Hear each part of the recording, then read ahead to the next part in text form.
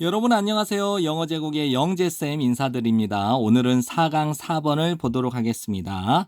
비록 개인주의가 장점을 제공해 주긴 하지만 개인주의는 또한 약점을 만들어낼 수 있대요. 만일 절제되어지지 않는다면요. 다른 사람과의 관계 맺기를 통해서요. 다른 사람은 누구냐면 가족, 친구, 그리고 사회가 되겠습니다.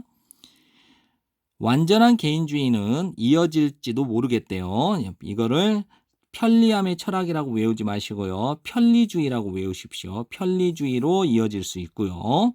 그 다음에 부족으로 이어질 수 있는데 어떤 부족이냐면 참여의 부족. 또 무엇의 부족이냐면요. 이해의 부족이에요. 어떤 참여냐면요. 시민과 사회 과정의 참여의 부족. 혹은 시민과 사회 과정에 대한 이해의 부족으로 이어질지도 모른대요. 너무 개인주의가 지나친다면요. 이것은 앞문장 전체를 가리켜요. 이것은 개인의 성장을 제한합니다.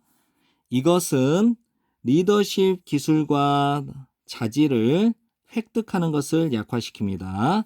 이것은 박탈시킵니다. 이거죠. 빼앗아간다라는 거예요.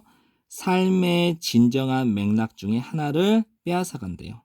이 삶이 무엇이냐면 한 개인의 마음속에 있는 마음속에 있는 현실의 모델인 삶이래요. 다시요. 이것은 개인의 성장을 제한하고요. 이것은 리더십 기술과 자질을 획득하는 것을 약화시키고요. 이것은 한 사람의 마음속에 있는 현실의 모델인 삶의 진정한 맥락 중에 하나를 빼앗아 간답니다. 가장 큰 문제는 세상이 지금 가지고 있는 가장 큰 문제는 대절 전체라고 합니다. 우리는 상호작용을 하지 않아요. 개인적으로 더 이상 많이 상호작용을 하지 않다라는 거죠. 개인주의가 심하다는 걸 말해주고 있죠. 우리의 기술은 제거하죠. 무엇을 없애냐면 일부의 현실이니까 현실의 일부를 제거합니다. 그리고 대체해요. 그 현실의 일부를 무엇으로 대체하냐면요. 인식, 상대성, 그리고 내재된 이기심으로 대체를 한대요.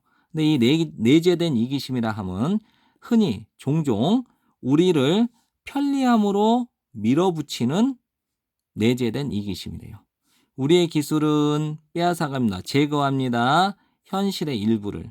그리고 그 현실의 일부를 대체합니다. 인식, 상대성, 그리고 내재된 이기심으로요. 근데 내재된 이기심은 자주 종종 우리를 편리함으로 밀어넣고 있대요. 우리는 바라봅니다. 세상을 우리에게 집중되어 있는 것으로 세상을 바라봅니다. 그리고 제공합니다. 우리 자신에게 지나친 영향력을 어떤 사건의 어떤 실체, 사건의 어떤 실체에 대해서 과도한 영향력을 우리 자신에게 제공한다는 거예요.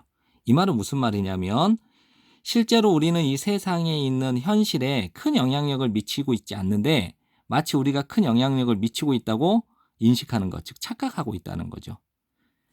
그래서 우리는 이동할 필요가 있어요. 어떤 입장으로. 어떤 입장이냐면 세상이 우리 주변을 돌고 있다라고 생각하지 않고 어떻게 우리가 세상에 조화되어 가는지를 생각하는 입장이에요. Not A, but B는 A가 아니라 B이다니까요.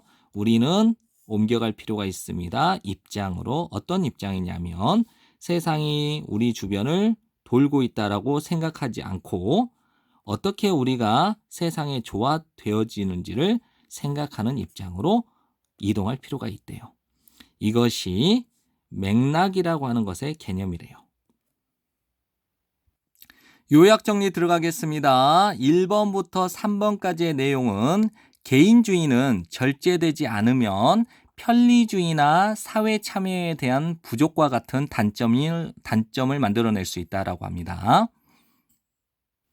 4번과 5번의 내용은요. 우리는 개별적으로 상호작용을 하지 않습니다. 그리고 현실을 내재된 이기심으로 대체해 버리고 있어요.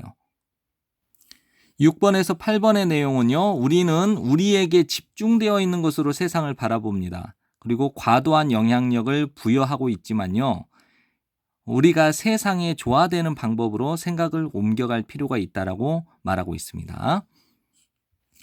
고생 많으셨습니다. 감사합니다.